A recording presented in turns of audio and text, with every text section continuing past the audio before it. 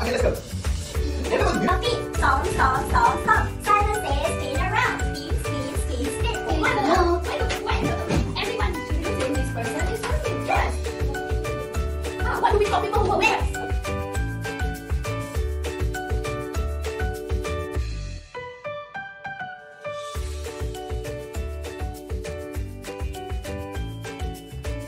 No should be in front of your coming up, down. Okay? Know and show. You have a model. People will know what you want to say, and you can show everyone so they know what you are talking about. Hello everyone.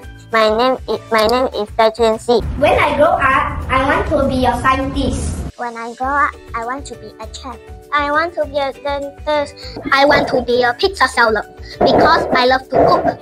I want to be a singer because I love singing. To be a teacher, I need to study hard and listen to my parents and teachers. My name is E. My favorite superhero is Sky Saver. If I could be any superhero, I will be a Spider-Man. My superhero name is Super Bomb Man. I would protect people and save them. As Conan has got glasses and a smart brain. Being kind and powerful are my most important qualities.